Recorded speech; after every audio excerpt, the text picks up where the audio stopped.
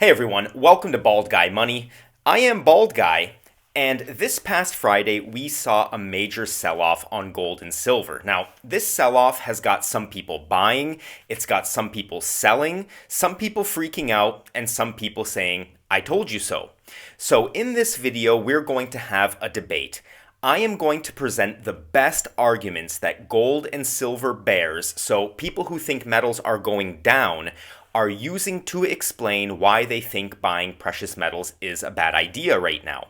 And I am going to dissect each of those arguments using facts, figures, and bald guy analysis to determine whether these arguments are fair or if they're nonsense. Now, just before we get into it, if you're in the USA and want to buy the latest dip in price for gold and silver from a reliable dealer, please check out channel partner Pimbex at pimbex.com to see the amazing assortment of metals they offer. What you see here on the screen is just a small sample of what they have.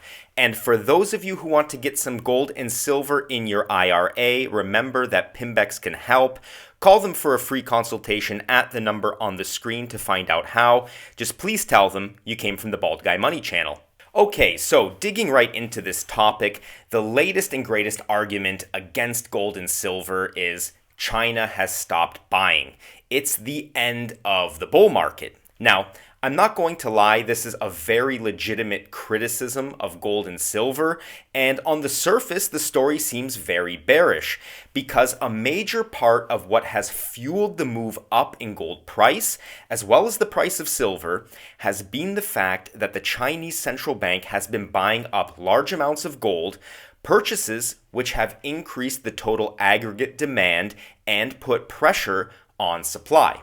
But now, with China presumably halting gold purchases after buying for 18 straight months, many traders believe the price will stop going up because the main buyer is not a buyer anymore, and increased supply coming from mining companies to meet what was increased demand will flood the market with unwanted and unsellable gold stock, which will drive the price of gold down from here moving forward. And look, this is very possible. I'm not going to come on here and tell you that these concerns should be totally ignored. But what I will say is this. Although China did not buy any gold in May, I think it's important for us to remember that China also did not sell any gold in May.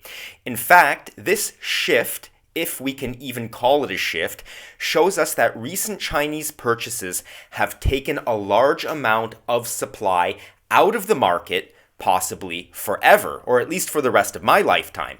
Furthermore, with China still behind Russia, France, Italy, and Germany, both in terms of the amount of gold they hold, as well as gold as a percentage of their total reserves, it's probably more logical to look at May not as the end of Chinese gold buying like some people are trying to convince you of, but more like a break or pause in Chinese central bank gold buying.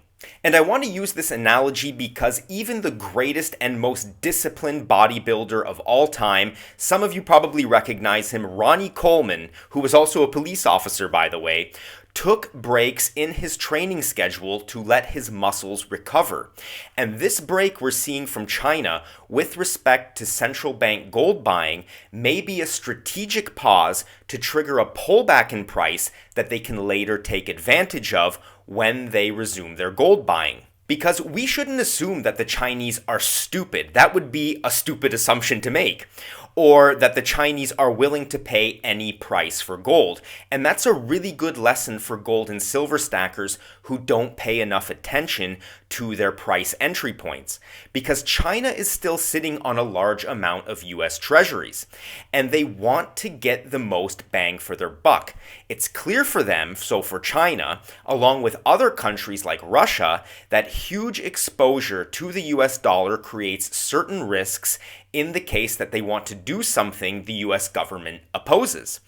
But they're also aware that a transition away from the dollar takes time. The Chinese are patient. They're very patient, in fact, unlike many people on YouTube who are expecting silver and gold to reach monumental price levels by next month.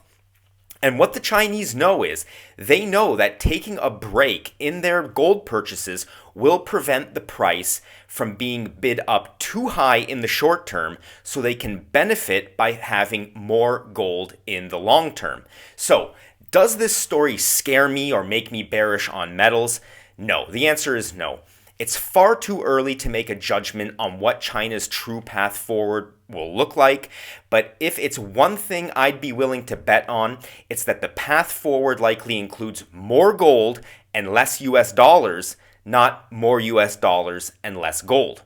Now, moving on to the second argument against gold and silver, and you guys are really going to like this one the best because it's a mixture of technical price analysis as well as macroeconomic analysis. And there are many bears out there saying that there are seriously bearish signals in price development that indicates the market will not go higher, so that basically gold and silver have topped out. Now, to see that, we have to zoom out a bit, and here you can see the 5-year price charts for gold and silver, with each candle shown representing 1 month of price development for the respective commodities. And what I want you to pay close attention to here are the wicks, so the skinny lines popping out of the top of the candles, because what that shows us is how high prices went during the month before pulling back into the trading range. And whether you are a believer in technical analysis or not, this tells us that there is a lot of selling pressure for silver above $30 an ounce and for gold above $2,400 an ounce. And to add an additional layer to that, the major dumps we saw in price on Friday are being framed by some as bearish price reversals. And anyone who has held gold or owned gold and silver for more than 5 years may recognize those trends in the price charts. Now, as we switch over to the next image, what some technical traders are saying is that the price patterns we are seeing in the charts today are similar to what we saw during the last major pullback in metals, which was in 2022, where we saw silver decline in price by 27% and gold by 17%. And again, I am not going to say that someone making that argument is irrational or unrealistic. We have to keep an open mind to the possibility that we may see a larger drawdown on the price of metals in the month of June. But I want to put a few things into perspective for you all before fully buying into this bearish technical trading pattern. And the first thing I want to talk about is that large drawdowns in the prices of silver and gold are perfectly normal during a bull run. And I created this chart for everyone using TradingView, showing daily trading candles for silver during the period from August 11th, 2010 to April 28th, 2011, a period of only 260 days where the price of silver went from below $18 a troy ounce all the way up to nearly $50 per troy ounce, which was a gain of 169%. And what I want to show you in this data is the fact that, and I'm going to switch over to a new image now, you usually see the biggest single day drops during a bull market, just in the same way you often see the biggest single day gains for a stock or commodity during a bear market.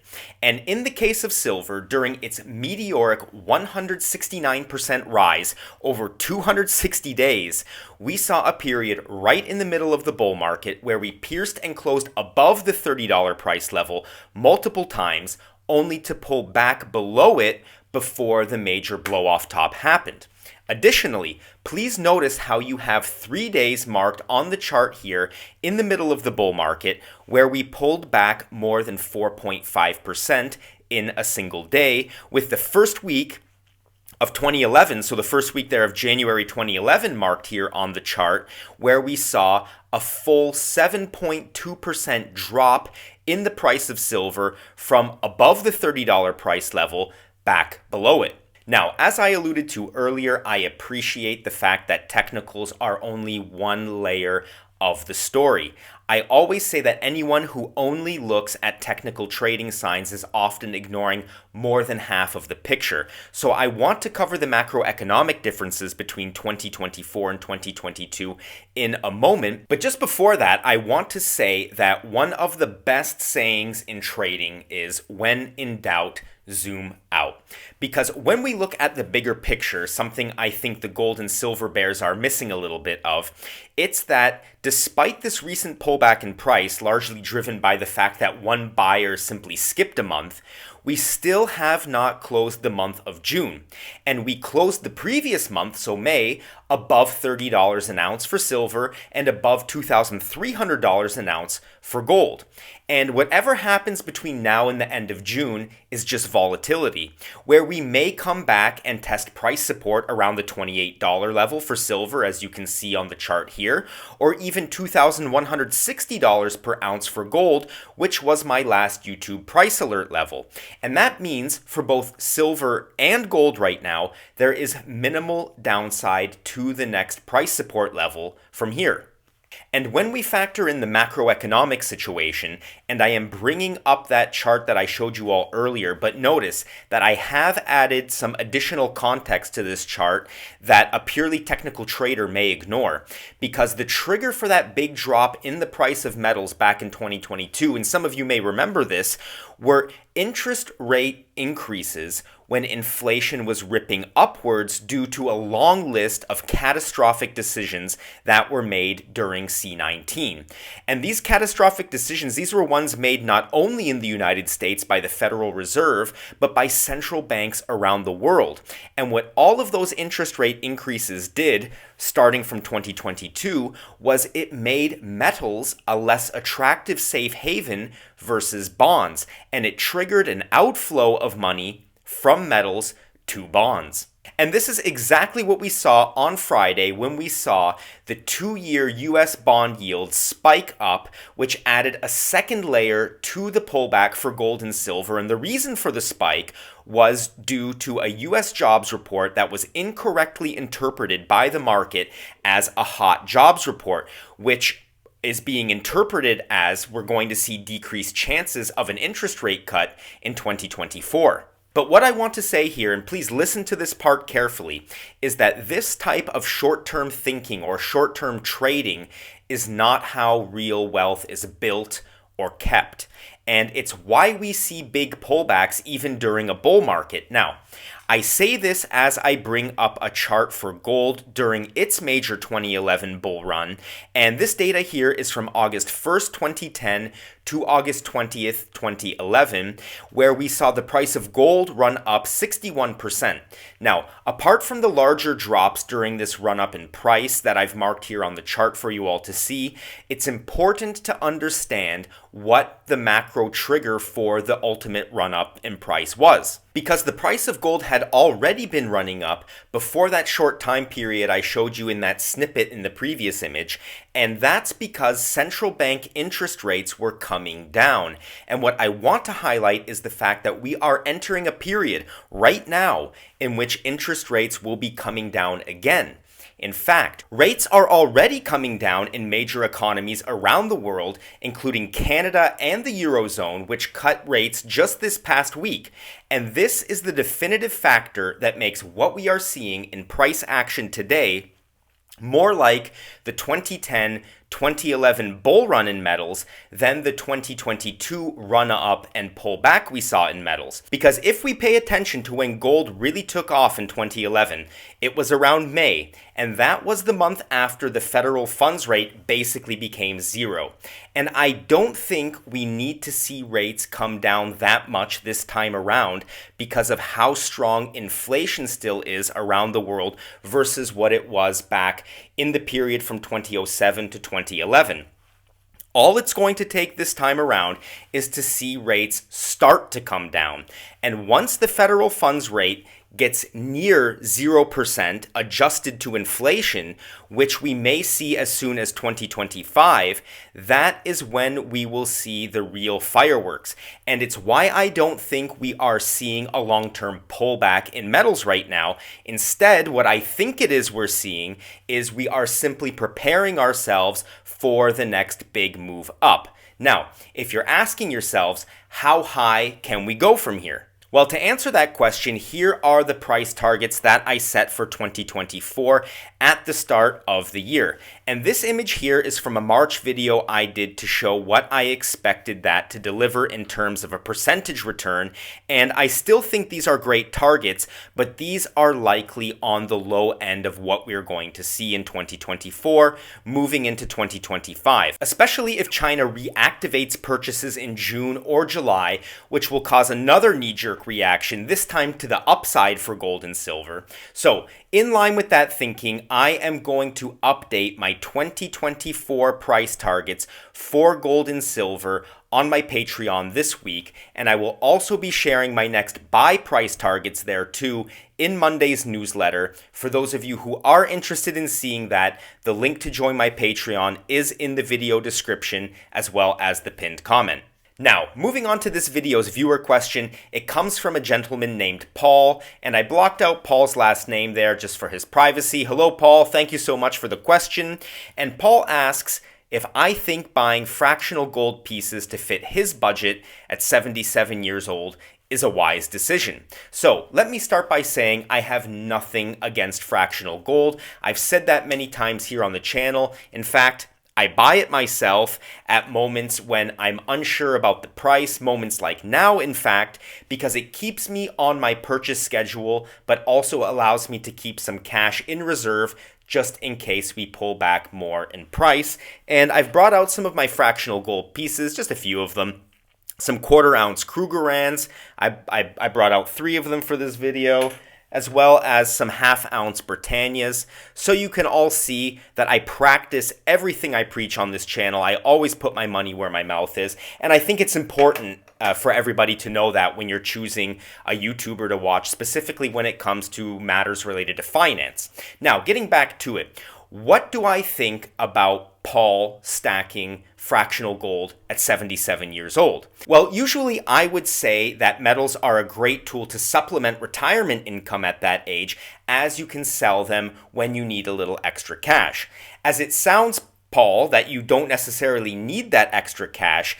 If you're looking to protect the value of your excess cash savings for example, the next generation, I'd say purchasing something like fractional gold, which allows you to stay within your budget, is a fantastic idea. And I will add that I especially brought out these coins for this video because I think that quarter ounce and half ounce coins are a fantastic choice if you're looking at fractional gold pieces, with a slight bias to half-ounce coins due to the difference on premiums. The premiums are a little bit lower on those half-ounce coins than they are on the quarter-ounce coins. So thank you again, Paul, for that fantastic question. I hope you're satisfied with the answer I gave you. And for any of you out there who would also like to see me answer one of your questions potentially here in a video, don't be shy. Leave your questions in the comments section now. While you're down there, please leave a like and remember to share this content with people who you think may need to see it or may be interested in seeing it. That really helps me grow my viewership and grow the channel. Until the next time we see each other, everybody, please take care of yourselves and take care of each other. I'm wishing you a fantastic day ahead. Goodbye.